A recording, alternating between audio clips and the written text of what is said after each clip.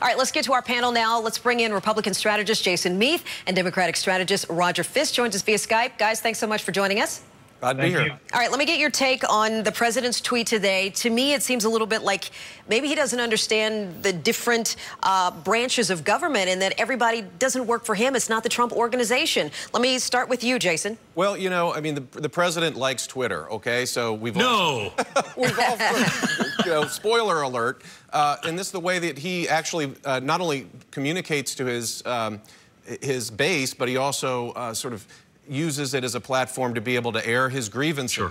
And in this case, I gotta say, I mean, you know, Jeff Sessions has been somewhat of a disappointment, to put it mildly, as Attorney General, starting on the day that he recused himself for really very weak reasons from the Russia investigation. I mean, what did he met with an ambassador or two while he was a senator? I mean, every single senator up on the Hill has met with ambassadors, and he used it as a chance to kind of completely disavow any kind of involvement in the Russia probe. The other thing that you've got to really realize right now is the FBI is in just complete disarray. You've got people that are, apparently the agency, the Bureau is crawling with agents who are Trump haters. You've got allegations that they lied on a FISA application to get a warrant. You have, you know, them refusing to turn over reams of documents to congressional investigative committees. So you need a strong attorney general, someone who's really going to be able to explain the mess in the FBI and the Justice Department and back up the president. And I don't see a lot of that happening with Jeff Sessions. Roger, chime in. Well, it's interesting because normally with criminality, you have to look for it. And here's the president of the United States standing on a rooftop saying, I want my attorney general to break the law. I want my attorney general to protect the Republican Party and suppress investigations that could damage the Republican Party. I mean, I think we have to thank him. It's an unprecedented moment. And you know, for Jason to say that the FBI is riddled with all these various forces that are against the president, Peter Strzok did not get Donald Jr. to accept a meeting in Trump Tower, the original email of which said, this is part of the Russian government effort to help your father's campaign. The Bruce Orr did not get the Republican Party to make Putin-friendly changes to their convention platform. You know, Hillary Clinton did not get the Trump people to invite a bunch of Russian oligarchs to the inauguration.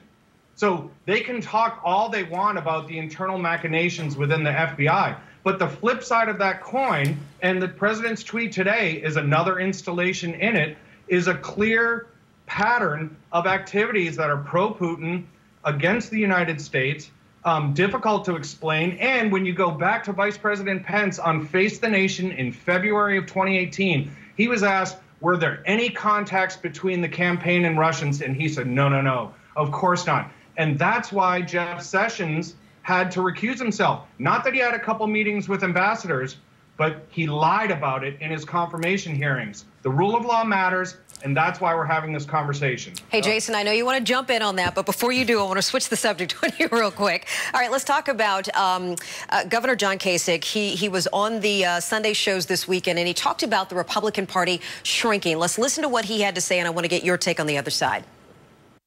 Fortunately, our party is shrinking. We're now down to about 25%. It's all becoming like a remnant. Now, parties go through this, but the party has shrunk. I was confused what he meant by 25%, Jason, but you know, let's remember too, I think both parties have a problem. Democrats too, Republicans too. What did John Kasich mean, and is his voice relevant right now in the GOP? I totally agree with you about the confused. I'm not even sure if John Kasich is still a Republican by the definition of what the Republican Party is today. The party has left him, or he's left the party, or he's left his mind. I think he has Trump derangement syndrome, and it's clouding his view of his own party and even what's happening in his own state. He would know that tens of thousands, if not hundreds of thousands, of registered Democrats in Ohio switched parties and voted for Donald Trump. These are people that supported Obama, and you would think that would have supported Hillary, and they absolutely did not. And it was happening right under his own nose in his own state. So I really do, and even when he was making those comments on Face the Nation, he seemed to contradict himself with his own example. He said, well, you know, all you need is the evidence is that the special election that was held here in Ohio, you know, was so close. Well, the Republican won that.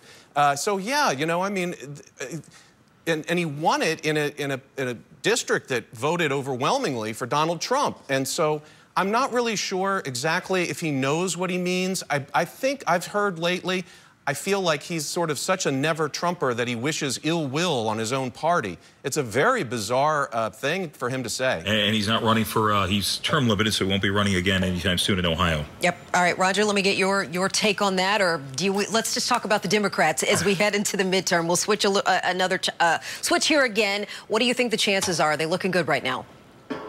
Well, every candidate needs to start with a blank piece of paper and fill that piece of paper with exactly what they want to do for their district, how they want to help families educate their children, get better jobs, move forward, plan for retirement. Factoring in your opponent's strengths or weaknesses, you can't assume that your opponent's weakness, and in this case is obviously the president's legal issues, are automatically a strength. So every candidate out there, frankly, on either side, needs to start with that blank piece of paper and fill that out, and that is the basis of their candidacy. Very quickly on Governor Kasich, because I'm not often in a position where I'm advocating for a strong Republican Party. 15 seconds, Roger. But we do need one, and in the course of the last 2 years, they have given away fiscal discipline by borrowing $1.5 trillion. They've given away family values, obviously. They've given away patriotism, Helsinki. So I don't know what even being a Republican now means other than total obedience to President Trump. There's plenty of Republicans that know exactly what it means. All right, gentlemen, we're going to stop it right there. Republican strategist Jason Meath, Democratic strategist Roger Fisk. Gentlemen, thanks so much for joining us. Sorry we have to cut you guys off because we got to move on, but we appreciate the conversation. As always. Thank you. Thank you so much.